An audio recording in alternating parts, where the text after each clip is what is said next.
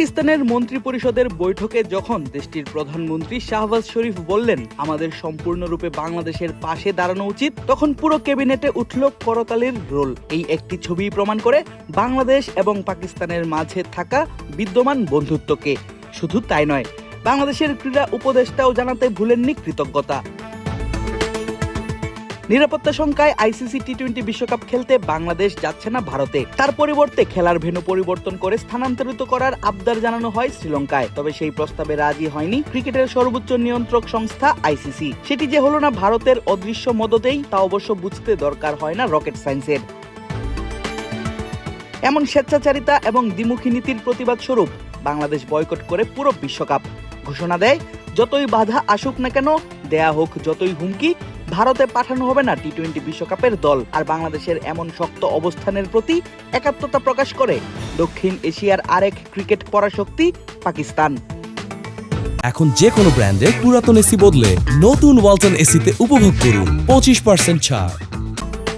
দফায় দফায় বৈঠক চলে পাকিস্তান ক্রিকেট বোর্ড পিসিবির। বাবর আজম মোহাম্মদ রিজওয়ান, আগা সালমানদের পাশাপাশি পিসিবি প্রধান মহসিন নাকভি বৈঠকে বসেন দেশটির প্রধানমন্ত্রী শাহবাজ শরীফের সঙ্গেও।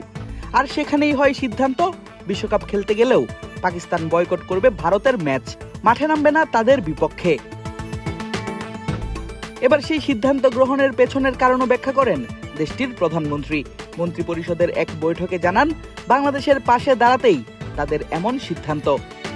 টি-20 বিশ্বকাপ নিয়ে আমরা খুব স্পষ্ট অবস্থান নিয়েছি যে ভারতের ম্যাচ আমরা খেলবো না, কারণ পাকিস্তান বলছে এটি খেলাধুলার মাঠ, রাজনীতির নয়। ক্রীড়া ক্ষেত্রে কোনো রাজনীতি থাকা উচিত নয়। আমরা খুব ভেবেচিন্তে অবস্থান নিয়েছি এবং আমাদের সম্পূর্ণরূপে বাংলাদেশের পাশে দাঁড়ানো উচিত। আমি মনে করি খুব উপযুক্ত সিদ্ধান্ত এটি। আর প্রতিবেশী রাষ্ট্রের এমন উদারতার প্রতি কৃতজ্ঞতা জানাতে একেবারেই কার্পণ্য করেনি বাংলাদেশও। পাক প্রধানমন্ত্রীর এমন সিদ্ধান্ত শুনে তাকে ধন্যবাদ জানাতে ভুলেননি বাংলাদেশের অন্তর্বর্তীকালীন সরকারের যুব ও ক্রীড়া উপদেষ্টা আসিফ নজরুল। বৃহস্পতিবার সকালে নিজের ফেসবুক এক স্ট্যাটাসে তিনি লিখেন, ধন্যবাদ পাকিস্তান।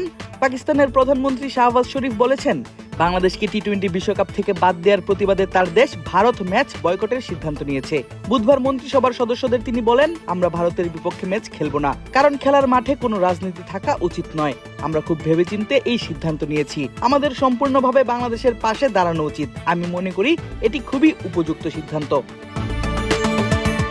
বিশ্ব ক্রিকেটে ভারতের দাদাগিরি রুখতেই যেন এক সুরে গান বাঁধল বাংলাদেশ পাকিস্তান। দেখার পালা বিশ্বকাপে অংশগ্রহণ না করার কারণে কি পদক্ষেপ আইসিসি নেয় বাংলাদেশের বিরুদ্ধে।